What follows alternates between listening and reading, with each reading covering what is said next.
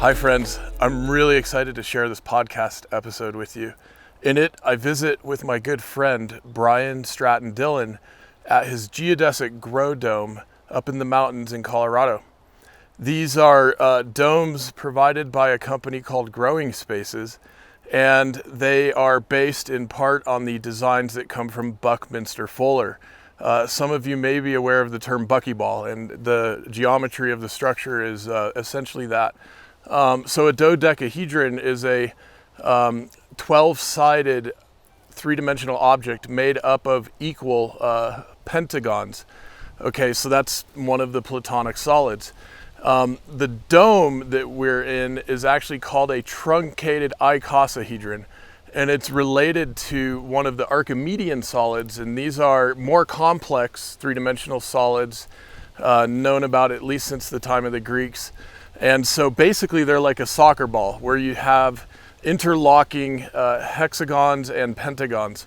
So the dome that you're going to experience in the episode is essentially structured out of pentagons and hexagons. Each one of those, however, is made up of triangles, right? So a hexagon has 6 of those, a pentagon 5 of those.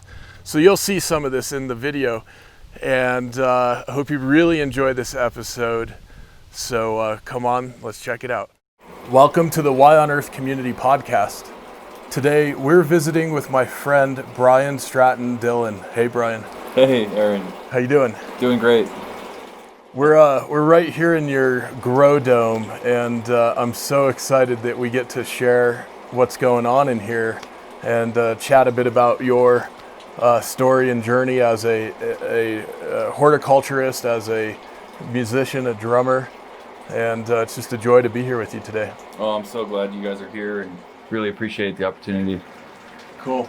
So Brian, for our audience who don't know this, Brian and I go way back to like the middle school, high school days.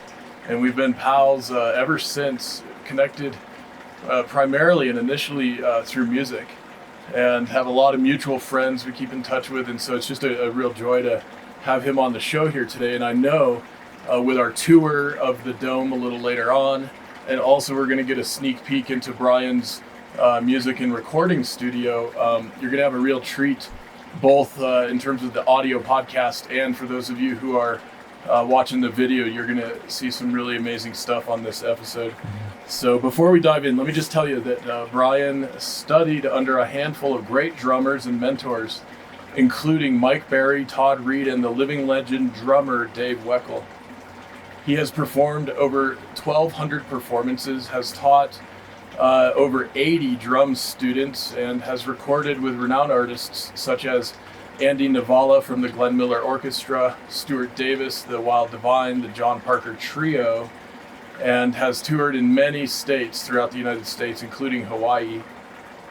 And Brian first fell in love with botany in 1999 when he was living on the island of Kauai, where he had the unique opportunity to do garden care for Sylvester Stallone's beachfront property on that island.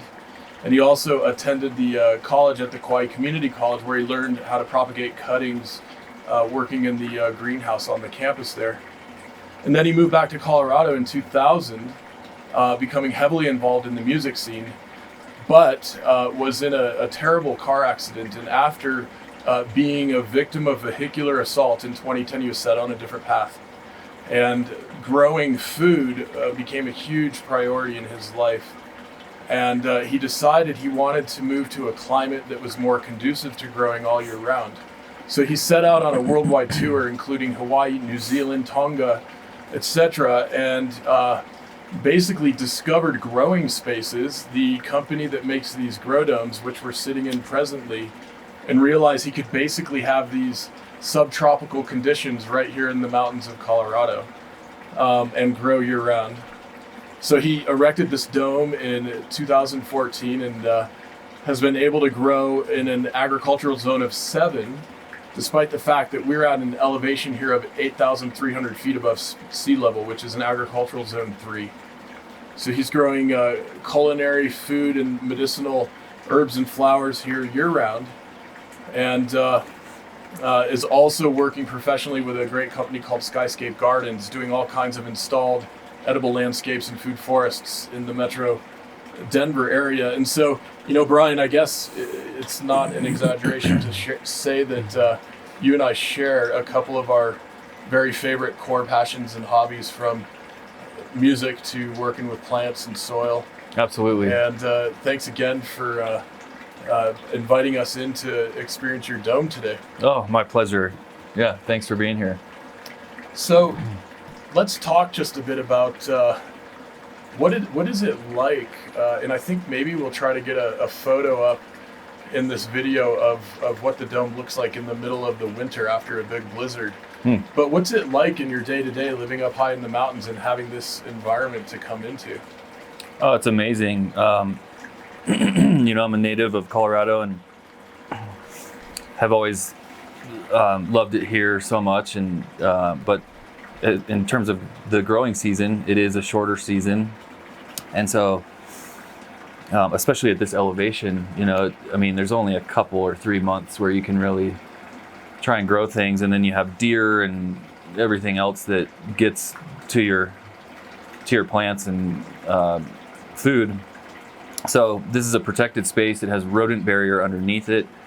I've only had one mouse in this structure in 6 years, and so it's just very protected and from the elements, and provides a really safe kind of just perfect growing environment. In the winter, I think the most snow I've gotten here was like 44 inches. And the dome held up really, really well. It can take huge snow loads and hail and wind with ease. And so that's one of the main reasons I started thinking seriously about building one of these. Right, and the geometry is super fascinating and beautiful to look at, right? And is one of the strongest three-dimensional shapes we know how to build as humans, and it's right. Based after Buckminster Fuller's buckyball, right? Is that kind of what the design's based around? As far as I know, I don't know the history super well, but I do know about what's his name? Buckminster Fuller. Yeah. That's right. Folks call him Bucky. Bucky. Nice. Yeah, so the geometry is built out of triangles, and it's a variant of a truncated icosahedron. I did a little research on this. And so there's an ancient Greek mathematician, Archimedes, who identified all kinds of three-dimensional solids that are more complex than the better-known Platonic solids, right? Like the cube, the dodecahedron, and so on. And the Archimedean solids are much more complex, have many more facets and faces. So this one is essentially made out of a whole bunch of triangles, but they're arranged in patterns of hexagons and pentagons. That's right. So it's got that hex and pentalpha interchange going on, and it's an extraordinarily strong structure. So yeah, it doesn't surprise me at all that with these snow loads and wind loads that you don't have any sort of issues with the structure failing. Yeah, no, it's remarkable, and I think on Growing Space's website they have they do a test where I think they drop like a sledgehammer from however many feet above, and it just kind of bounces off of the structure. So the polycarbonate material that makes up these panels is also really hardy. So there really is no issue in terms of strength with these structures, and that's really the issue, especially up here in the mountains, with greenhouse gardening. Like if you have a standard kind of A-frame type of thing, I mean, that can work, and it does work for a lot of people, but a hailstorm can come through and, in 10 minutes you're looking at a bunch of repairs and kind of a whole mess, So the Growing Spaces kit really just takes all of that worry and concern just out of the equation. Yeah, and I'll just mention GrowingSpaces.com, and a great company actually based in Colorado, and they are sponsoring this podcast episode, and have told us that if you want, you can go to GrowingSpaces.com and mention Why on Earth and get a 5% discount if you want to get a dome. There are several different sizes, or you can also click on the logo link that lives on the Why on Earth podcast page or sponsorship page, and that'll take you into a dedicated page in the Growing Spaces digital ecosystem. So take advantage of that 5% discount. I know with COVID and everything going on in the world, their demand has been through the roof. And so their production schedule's out like 3 months right now. So if you're interested, good idea to get a hold of them sooner than later and get in the queue.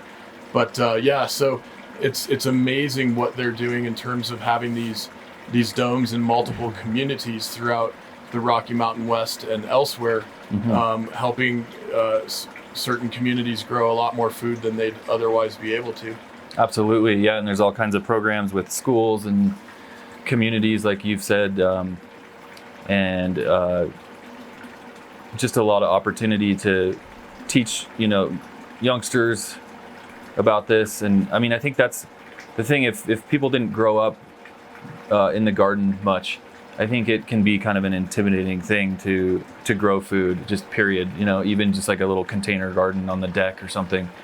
But once you just kind of jump in and try something, you get the hang of it really quickly, especially if you have some tips from friends and, resources online these days. So yeah, it's great. And I think as we do the tour, we'll talk a little about your soil amendments. I know you're working with some biochar in here too, and you've actually developed a whole array of techniques and tools that you're working with, right, to maintain the soil health in here and keep the plants healthy. Yeah, I'm learning as I go. There's so much to learn with the soil biome and a healthy biology there, but yeah, you turned me on to the biochar. I actually used that in the tomato beds this year, and I think it's helped a lot. I'm also introducing beneficial fungi and bacteria, and also using a microbial super pack, this product called Recharge. And so, yeah, there's kind of a lot to talk about with all that stuff, and certainly a lot more for me to learn. I feel like I'm scratching the surface, honestly. Yeah. Well, I got to give a shout out to our buddy Rowdy Yates, who's one of the Y on Earth ambassadors, whose company High Plains Biochar up in Wyoming is where I think we got you that biochar. Yeah. And yeah, it's a great operation. So for those of us in the Rocky Mountain region, that's one of the best suppliers we can go to for the biochar, which really does amazing things for the soil, right? Yeah, it just provides, as far as I understand, an enormous amount of surface area because it's so porous. And so that all that surface area is where, beneficial bacteria and other beneficials can live and, offer the roots of the plants a supply of that consistently. Yeah, I've heard it described that putting the biochar in the soil is kind of like putting a whole bunch of apartment buildings, providing a lot more habitat. Yeah. And yeah, it also works like a sponge. So in arid climates like ours, when you're watering plants, it helps keep the retention of moisture in the soil longer, which obviously is a big deal in certain climates. So it's super helpful. Nice. Yeah. Yeah, thanks for showing me. Yeah, absolutely. Well, I want to ask, Brian, I know that that traumatic brain injury that you had really has had a profound impact, no pun intended, on your life.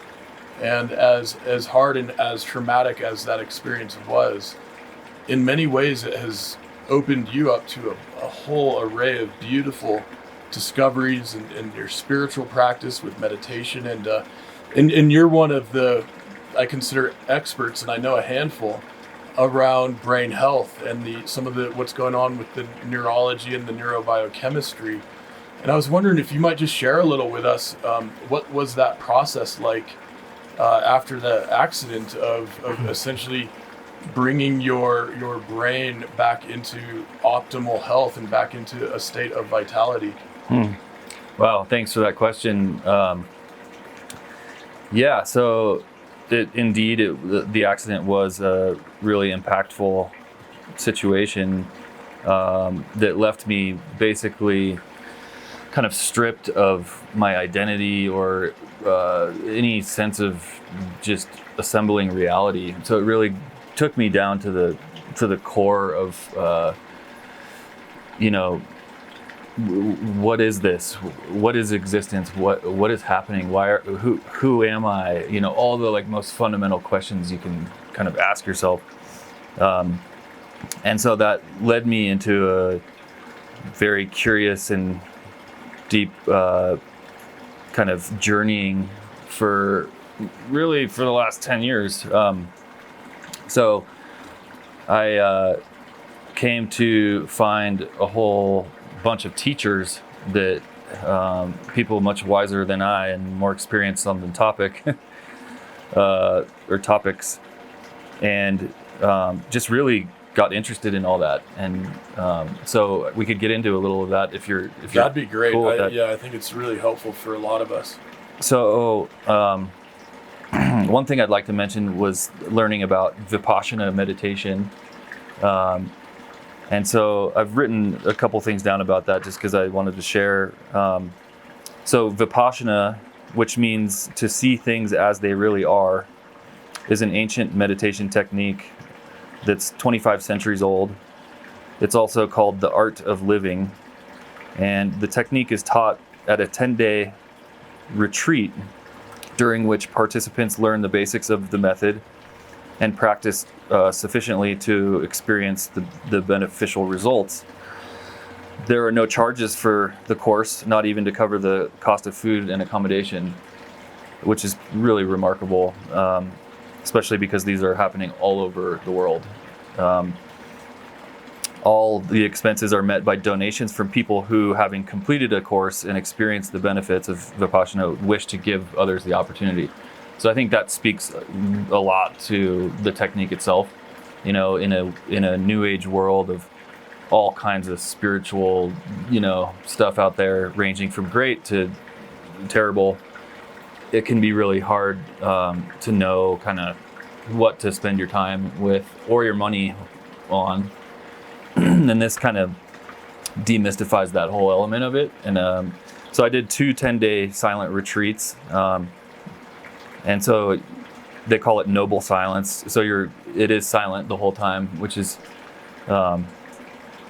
just a really different experience. We open our mouths a lot, and our ears are being bombarded by all kinds of stuff, all the time. And so just a simple 10-day period can actually be pretty profound.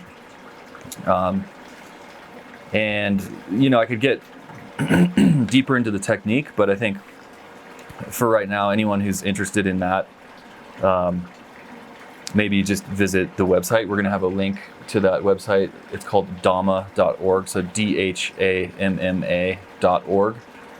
And you can look on there, say you want to go, maybe you're traveling and you want to go to Thailand or wherever, they're holding retreats literally all around the world. It's pretty amazing. And yeah, I've really benefited from that technique. Yeah, tremendously so. And I think it's worth noting too, Brian, that the type of injury you had is this DAI, right? That fewer than 10% of folks who have it actually recover consciousness. So like not only have you recovered consciousness, but you've progressed very far along that spectrum of experience.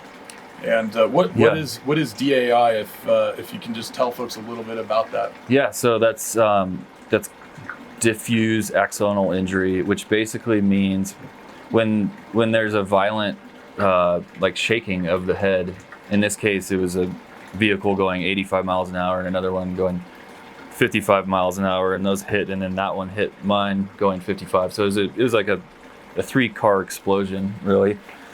And the roof caved in all the way to 2 inches from my seat back. So I literally, when I finally went to the salvage yard months later after this, and because I needed photographs of the vehicle, they didn't recommend I go, but I needed to go, and I wanted to see the car because I have no memory of any of this anyway. And I started laughing. I had to be escorted with a police officer, and I started laughing because I just couldn't believe that I survived. It was just impossible, the way that the crash or the way that the roof caved in like that. And a funny side note, the police officer that I was with, his lip started quivering and he actually started crying, like, so it was just a really interesting moment in my life, but helped me believe that all this happened. But anyway, so my brain was all this happened what? Just that all this. Wait, sorry, what'd you say? I just want you to complete that statement. Oh, so it led you to believe that all this happened. Oh, well. For a reason? Yeah, well, I just meant happened, period. Because it was hard to believe, that this, when people were telling me, when I woke up in a hospital and people were telling me all this, I was like, right. What are you talking about? I had been out for seven full days with no memory of anything. So, but yes, to what you were getting at, absolutely. And so diffuse, the diffuse part just means it's widespread. So I had contusions on the right frontal lobe and the orbitofrontal cortex, I believe, and the right pons and some other ones, specific injuries. But then the diffuse axonal injury refers to widespread shearing of axons. And so that's when it's really bad. And and that's what made my prognosis or recovery looking kind of so grim. But I really believe through the course of action that I've taken with just thousands of hours of learning and drumming, that's a big one, and getting in the garden, and then the whole nutrition part, and the rhythm of the garden, the watering and the seasons and the rhythmic aspect of that, and then the meditation, the brain training. That's I like to look at it as brain training, because the word meditation is so misunderstood in our culture, I think. And the way I look at it is just brain training, like in the same way you would go to the gym and exercise your muscles and keep your body healthy. There are ways to do that with the brain, and the ancient techniques I like a lot, because guess what? We're not the first to suffer. People have been having hardship and real challenges forever.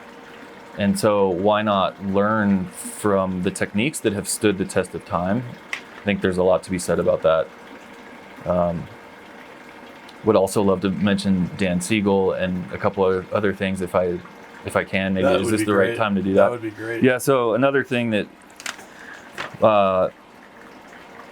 has been life-changing for me is the work of Dan Siegel, and he started a field called Interpersonal Neurobiology, which is basically a fancy way of saying the brain, the mind, and relationships.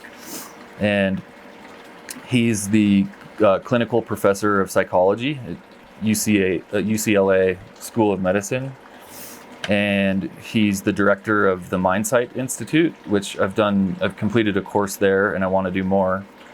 The Mindsight Institute is just a fantastic resource, and there's a lot to gain from getting into that.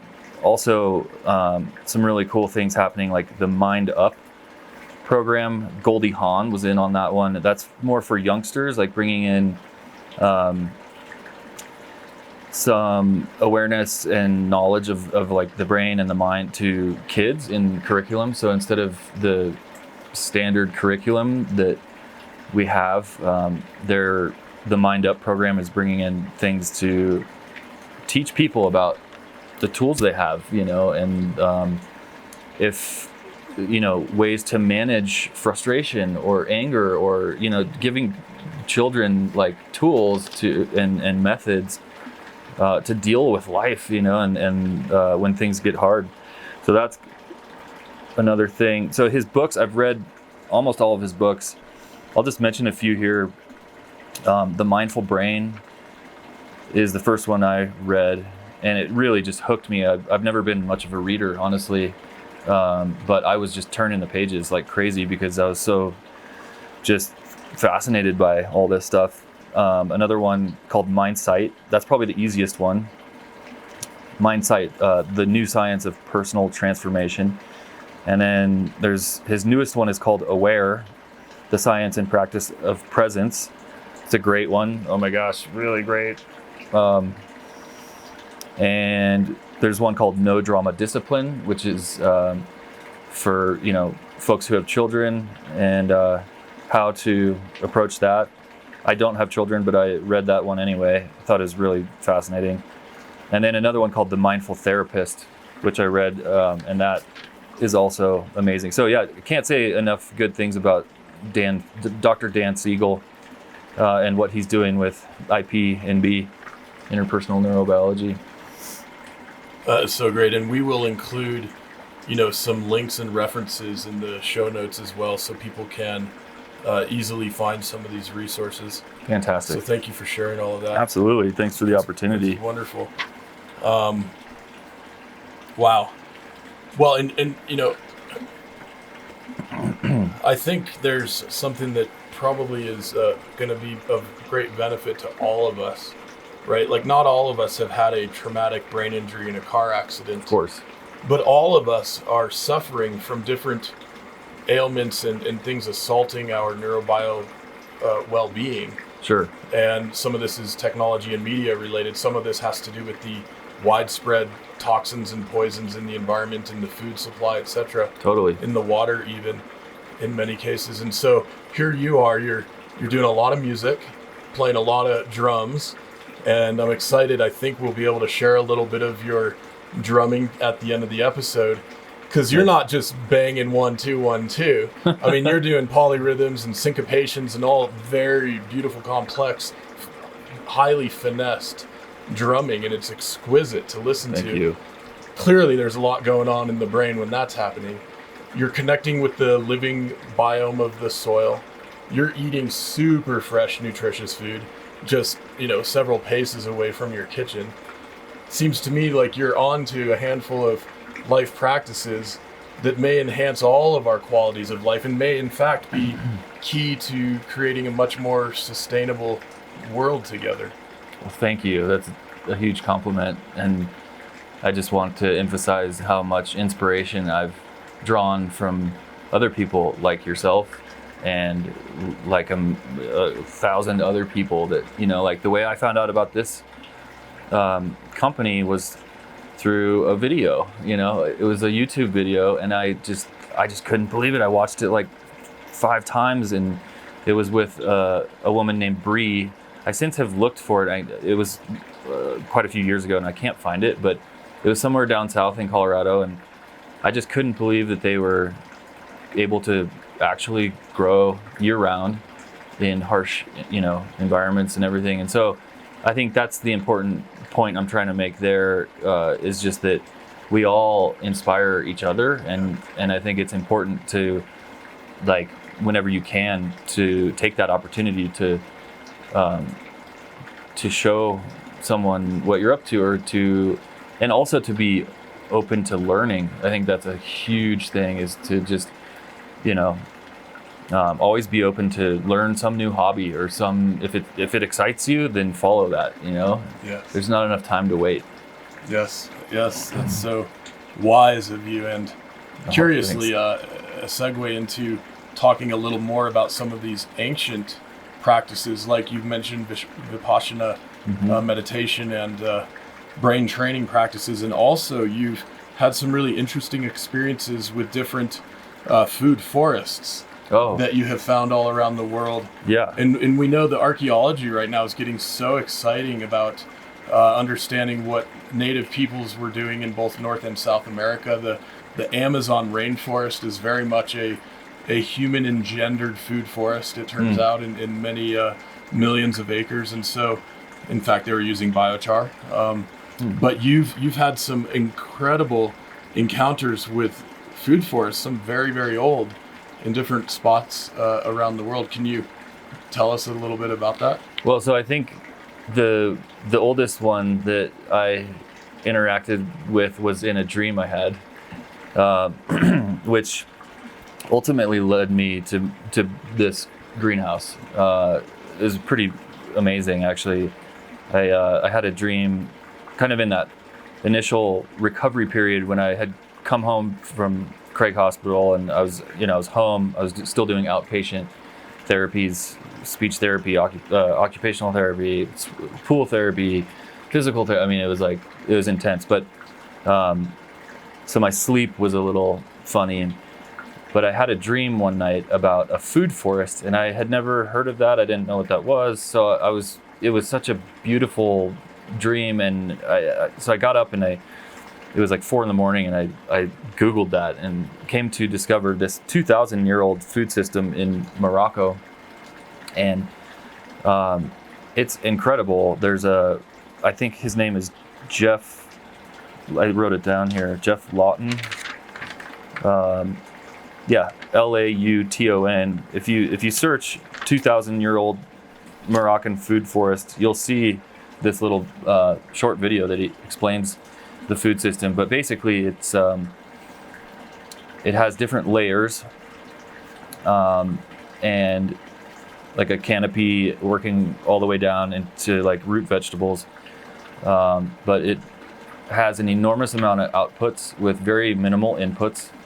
And it's a system. It takes care of itself. And so I was super inspired by that, and just thought that was like one of the coolest things I had ever heard about in my life. So that led me to, I also found out about a 200-year-old food forest in Vietnam, which I do want to visit at some point. And then I did actually go and visit a food forest in Hawaii that was 10 years old at the time. Now it's probably, I guess, 16 or 17. And that was just amazing, eating star apples and all kinds of different fruits that I'd never heard of. So that's another part that has been, just as a side note, like through this whole project, I've learned about all these rare fruiting varieties. Oh, and that's a perfect opportunity for me to plug One Green World. So there's a company called One Green World, and their website is onegreenworld.com, and they're out of Oregon, and they have been collecting rare fruiting varieties from around the world since the 90s. And they have a fabulous website, very informative, with great pictures, and it tells you whether or not it's self-pollinating, and just all this information, which some of the other companies I found don't have all that. And you can hear the clouds are going by, so the solar waterfall and the fan are turning on and off. That's driven by the sun? Yeah. Yeah. And I'll show you some of the features of the dome here in a little bit. But One Green World is just a really cool company, and you wouldn't believe how many berries and fruits that you've just never heard of. I've got one growing right here called Golden Silverberry, and I haven't gotten it to fruit yet, but it makes these jelly bean looking fruits that are like polka dotted, and they must taste amazing. Who knows? I hope to find out. But it's a Mediterranean plant, and it's got a beautiful leaf structure, and each leaf looks like a painting or something. So really fun to discover just how vast all this gets. Like it's not just apples and oranges and blueberries. I mean, there's all kinds of stuff you can grow. It makes me think about, we have grown up in a Western cultural milieu, and a common story most of us are familiar with is this getting kicked out of the Garden of Eden experience thing, apparently. Interesting. And it seems to me that one of the big opportunities we have in these times is almost recreating the Garden of Eden, almost reconnecting in a way to that creative generative force of nature, of some greater powers. And perhaps that's also part of the key we have now to not only healing our own selves, but also our communities and our relationship with the world. And my sense is food forests and interior living spaces like this are going to be more and more important as we go forward. Yeah, I would agree. I think going back to the basics is always going to be a good idea. As we progress as a, species and everything. I think there's, at the end of the day, we get hungry every single day. Yeah. Right. I sure So we might as well know how to grow something. Yes, absolutely. Well, let me. I want to give a little shout out too to our friend, Dr. Jandel Allen Davis, who runs Craig Hospital and is responsible for all kinds of medical care workers who are working with folks who are dealing with these traumatic brain injuries and neural issues. And she's been on the podcast twice now. As an African American leader, she actually came on a few weeks back to talk with us about what's going on with the protests, with the Black Lives Matter movement, and with the murder of George Floyd, and had just an exquisitely wise way of speaking to all of this. And when she grew up in DC, she remembers some of the race riots back then, decades ago. So just want to give her a shout out, because I know she and others are dedicating their professional lives to helping folks heal from those kinds of traumas. And I know the rest of us out in community, the more we can help create community gardens and access points to some of these experiences is also really helpful for the society as a whole. Absolutely. I mean, I couldn't be more grateful for Craig Hospital and what they are doing is just unbelievable. Like the things that they see on a daily basis. And, Dr. Barry and a handful of other people there really just brought me back to life, and it's really amazing work. So I'm extremely grateful for really anyone who's helping with healing, like you said, like whether it's the planet or other people or themselves, I think that healing is something that should come into the forefront of everyone's lives. Everyone has something that they need to heal from.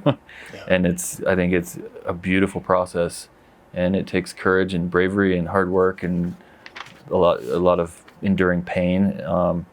But I think ultimately, as Bentinho Massaro would say, pain and pleasure are equal confirmations of awareness. Wow. So, yeah. Absolutely beautiful. Thank you for sharing that. I know that you've got also another resource that folks who are interested in the dome growing environment will find very helpful to connect with. And this is a Growing Dome Enthusiasts Facebook group, right? Oh, yeah. Facebook.com/groups/growing.dome.enthusiasts. Yeah, it's really cool. There are people in like all over the world, but especially in Colorado, because this company is out of Pagosa Springs, and it was, discovered, oh my gosh, we can grow in the Rocky Mountains, at whatever elevation. I think they're at 7,000 something. But either way, harsh winters, and but not only will you find people with amazing greenhouses in Colorado, but states, like Wyoming and other places. I mean, really, these can fit any growing environment or any ag zone, pretty much. I mean, you wouldn't want one of these probably in a tropical environment Right, because right. Maybe to keep the rain out or something. I don't know, but so it is kind of designed more for the extreme gardener, I guess, with living at altitude or what have you, but or even in Denver, or Boulder. Oh yeah. And I'm thinking even places like Minnesota and New York, where the winters get pretty intense. They get harsh, yeah. And so that page is really fun, and it's amazing to see what people have going in their gardens. Every single one is totally different on the interior, and the more experienced growers are so inspiring. I mean, I feel like a newbie after 6 years. So yeah, I'm sure it's a lifelong pursuit for many. Yeah, well, I'm already daydreaming about a bigger dome down on the flats one day. So that might come to fruition. We'll see. Beautiful. Great. Well, let me just take this opportunity to thank some of our sponsors. And as I mentioned earlier, Growing Spaces is sponsoring this podcast episode, and if you're interested in getting a dome, you can get a 5% discount by going through the links you find on the whyonearth.org pages, the podcast page and or the sponsorship page. Or if you just reach directly out to Growing Spaces, if you mention Why on Earth, they'll honor that 5% discount. And they're at growingspaces.com. Of course, want to mention Earth Coast Productions as a sponsor. And we have today both Artem Nikolkov, the founder, and Jordan Groth with us here in the dome behind the cameras. So, hey, guys, we'll give a quick shout out. How you guys doing? Hey, they're great. Awesome. Thank you guys so much. So fun being here with you. A big shout out to the Lidge Family Foundation, as well as to Purium and Earth Water Press, Waylay Waters.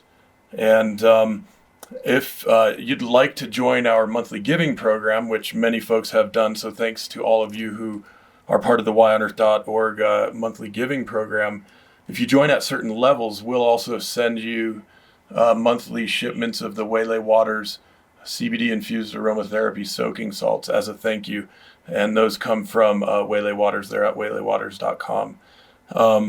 So a huge thanks to everybody for making all of this work possible. And what we're doing with the Why on Earth community is all about community mobilization for soil regeneration, climate action, neighborhood resilience, culture of kindness. And this is about our health, our healing internally in our communities, and working with soil and plants. So invite you all to get even more engaged in the work that we're doing in communities all over the place. And Brian, I'm so excited that not only do we get to sit and chat with you today, but we're also going to get a tour of the dome, and we're going to see some of the amazing plants you're growing here, some of my favorites actually. Nice. And then we're also going to close out with a sneak peek tour of your music and recording studio. Great. By the way, folks, I'm excited that it was Brian and his good buddy Mike who put together the soundtrack we use at the intro and outro of every podcast episode. So you'll see the room where that was first conceived of as an idea. And that'll be a lot of fun to share. But I guess before we jump up and do the tour, Brian, is there anything else you'd like to share? That's a good question. Let me look if I've got anything on here. We'll go through the features of the dome, obviously. I do have a quote that I want to read, if that's cool. Please, yeah. Kind of relates back to like the self-identity stuff that we were talking about a little bit. And I just really like this quote. It's made a huge impact on my life. The true value of a human being can be found in the degree to which he has attained liberation from the self. So that's Albert Einstein, and I really like that one. We might have to include that in the show notes. Okay. Thank you for sharing that. That is beautiful. Einstein has some of my most favorite quotes. Yeah, I just thought that's really succinct, and for me, it just, it penetrated, it resonated, and it helped me. Beautiful, thank you. So, I know we'll get a chance to say goodbye later on, Brian, but I want to thank you from my heart for taking this time with us and for sharing your story with us and sharing part of your home with us. And my hope is this is a great inspiration to a whole lot of folks out there. And so thank you. Thank you so much. I really appreciate our friendship. And, this is a vulnerable interview, but I think it's all part of the process and, kind of getting over myself a little bit. Well, you mentioned courage earlier, and it's one of my favorite words because I was digging into the etymology a little, and it comes from this word kuer, which means heart. And so in a way, having courage means having heart. And you've got it in droves, I know. And, thank you. Appreciate you. Likewise, man. Yeah. Thanks so much. Thank you, brother. All right. So should we do some Let's do a tour. Let's check this out. Great. Yeah. So how long did it take to build this? Yeah, so the planning and everything took a better part of a year. But it only took us 2 days to actually erect the structure. Wow. And then, and that was me and a friend and what they call a supervisor at Growing Spaces. So that's basically a builder. And yeah, so 2 days we had this thing up. And then I had a big empty geodesic structure. So it was kind of like, okay, now what do I do? And that became a fun process of designing garden beds and, watch out for that phone, the various tiers, like the center bed that we can show you. Okay, so come on inside, let's check it out.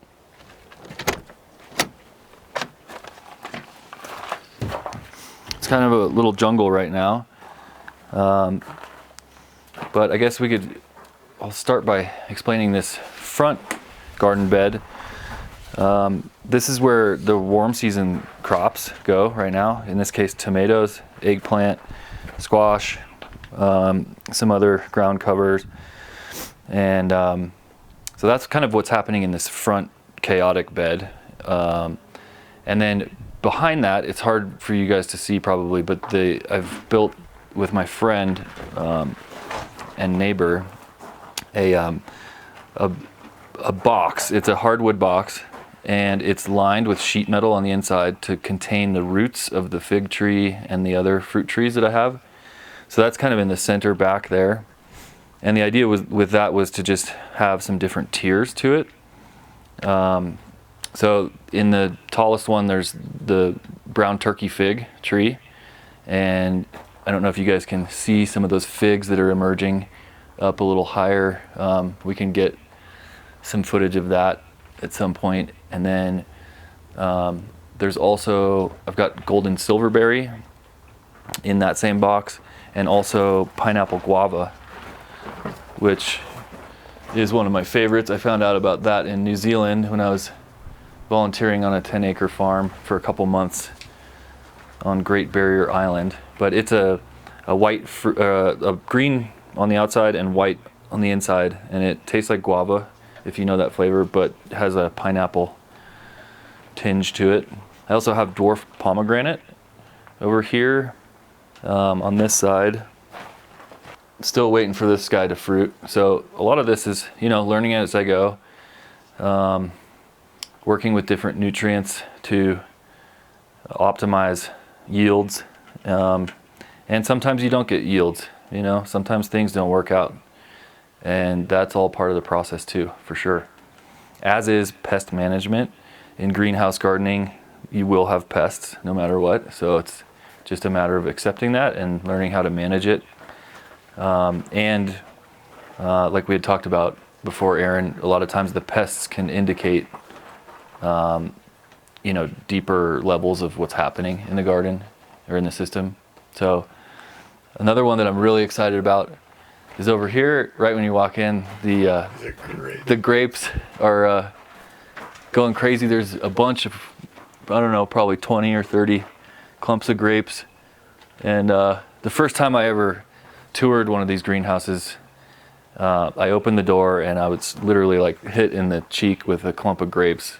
And I thought that was super amazing. And so I trained the grapes over the doorway, and lo and behold, here we are 6 years later. And so that's kind of meaningful and fun.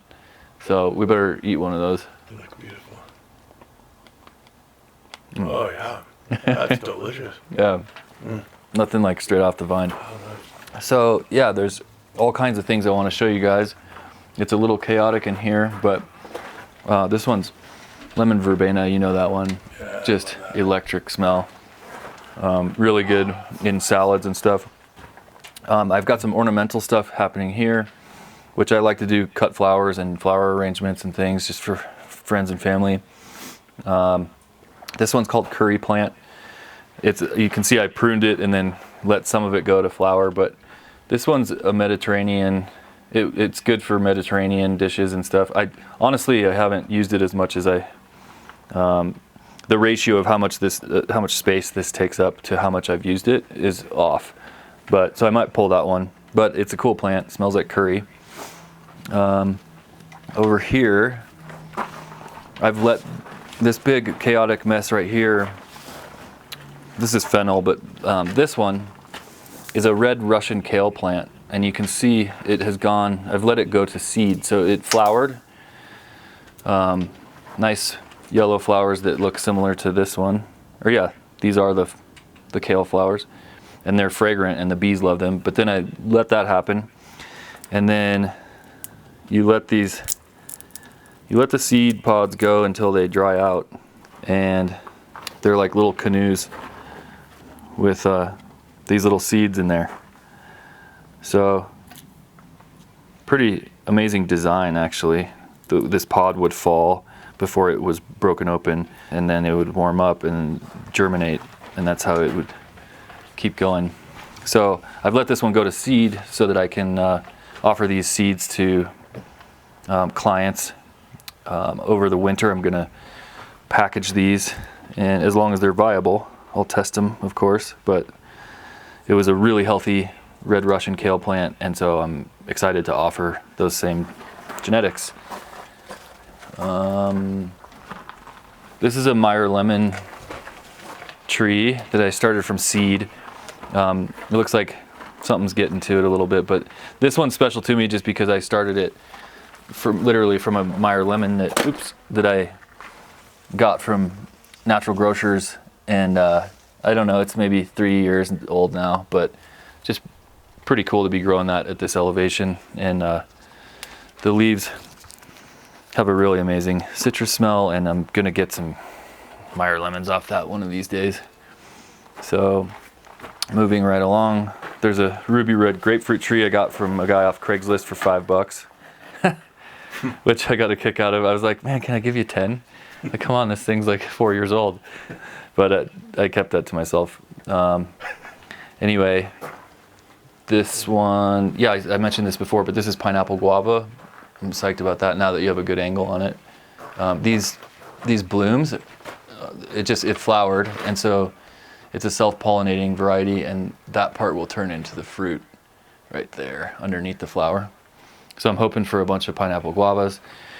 You can see the figs coming in right here. Really excited about the figs. Yeah, there's a bunch coming on the tree. And I guess maybe this is a good time to check out the pond. I haven't fed the fish today yet, so hopefully they're hungry and say hi. So throw a little koi fish food in there, and I don't know if there's this is kind of the one spot that doesn't have aquatic plants. And I'll throw some fish in there. Hey, fishy, fishy. Come on, buddy. Yeah, there they come. You see them? They're hungry. I love the fish. They help with keeping the pond ecosystem in check by eating, algae and just various kind of just cleaning things up, and then the fish emulsion is, I'm hand watering the garden from this pond. So I dunk my watering can in here, and I'm getting the benefits of the fish emulsion too, when with the fertilizing or the nutrient quality of that. So that's kind of fun. They're a little skittish when other people are here. So they know you. Yeah, they know me, and they know when there are other people here. It's funny. They're sensitive. They're shy. Yeah. They're koi fish. Yeah. How do they do in the winter? Yeah. They get a little dormant, and I don't feed them nearly as much during that time. Maybe every few days, or even you can even go longer. It's fun in the springtime to watch when the water temperature rises. They start to behave differently and start to actually swim around and do radical maneuvers, and you can tell that they have fun.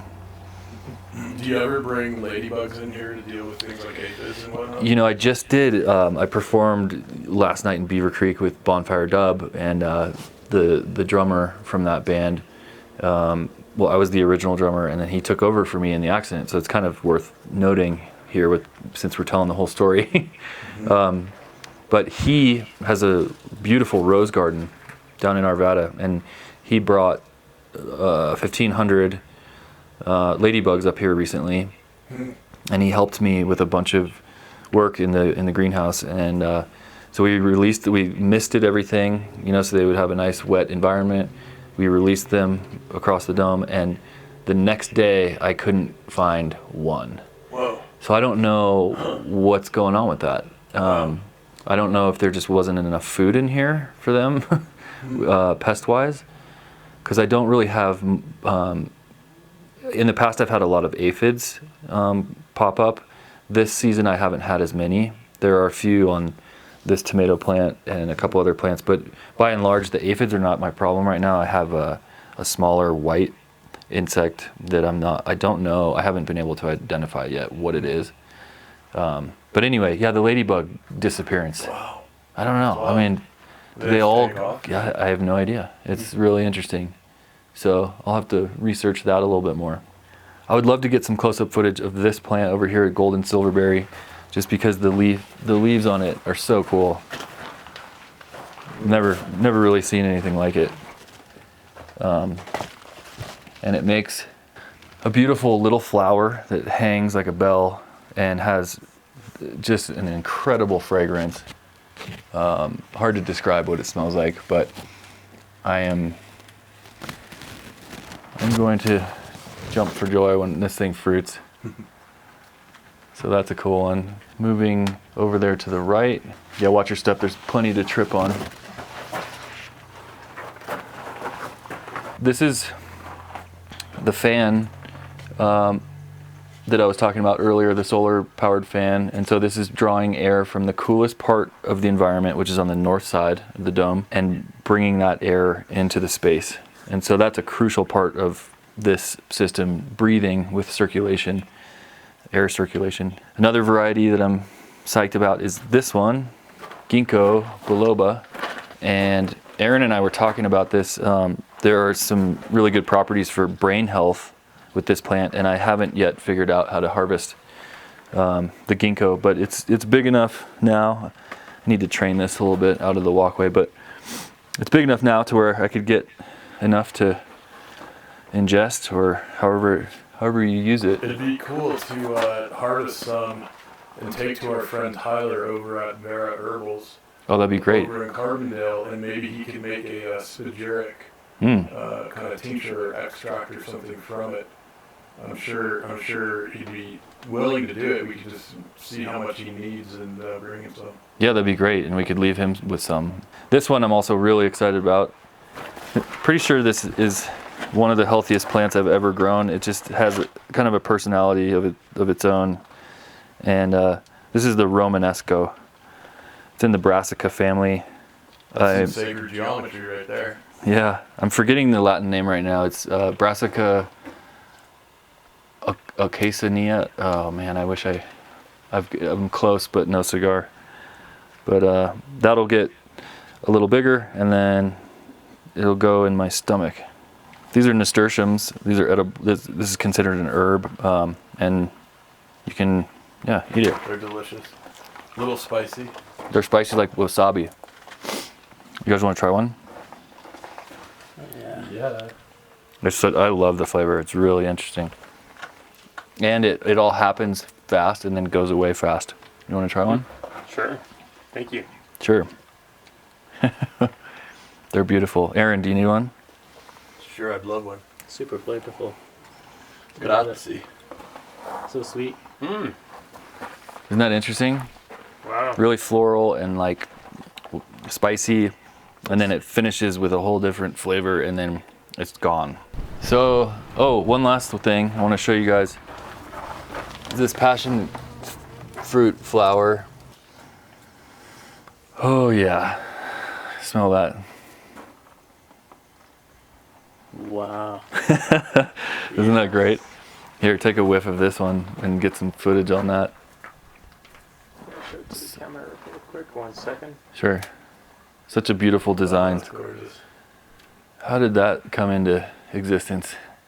Those simple things in life bring me great joy, you know? Indeed. So that's the tour.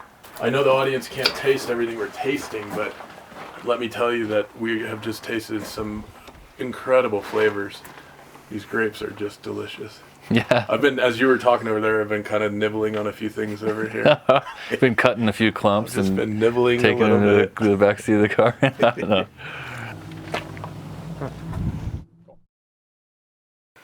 So hey everybody, here we are in Brian's music and recording studio, and behind the cameras is the drum set. You're going to hear Brian play that a little later on. And right around here is where a lot of the recording magic happens, mixing table, and we actually basically conceived of the intro and outro music here many, many moons ago with Brian and good buddy Mike Barnhart. And we thought it would be fun to kind of commemorate that by playing the intro from one of our recent podcast episodes. And yeah, the sound system in here is pretty amazing too. Cool. So here we are on the Why on Earth page, and yeah, it was a fun piece to make. It was challenging to make such a short piece. You know, we had like 10 seconds or something. So it's like, how do you tell any kind of story in such a small amount of time? But And you layered in like 12 or 15 different sounds, right? Yeah. It's pretty, yeah. Okay, here goes.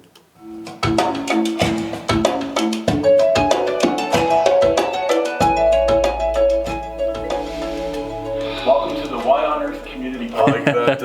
I'm Aaron. Oh gosh, who's that guy? Wait. So that at the end is so nice. Little soothing breath of relief Yeah. or something. And that deep bass that comes in toward the end, I love it. Nice. We were talking about how it was a little inspired by that Afro-Celt sound system music that I listen to a lot. Yeah. Well, hopefully there'll be some more music in the future. That sounds great. All right. Awesome. Well, listen, can we hear you hit some drums? Sure. Yeah. That'd Let's be do really it. Cool. All right. Cool. Here we go.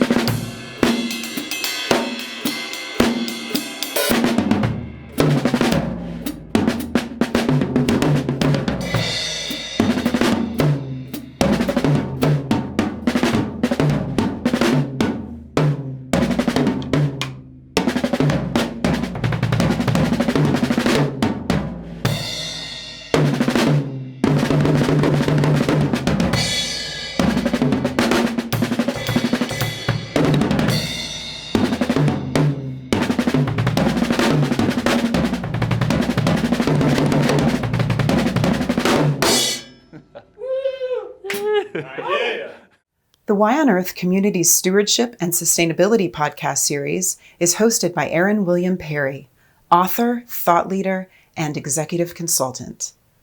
The podcast and video recordings are made possible by the generous support of people like you. To sign up as a daily, weekly, or monthly supporter, please visit whyonearth.org/support. Support packages start at just $1 per month. The podcast series is also sponsored by several corporate and organization sponsors. You can get discounts on their products and services using the code WHYONEARTH, all one word with a Y. These sponsors are listed on the whyonearth.org/support page.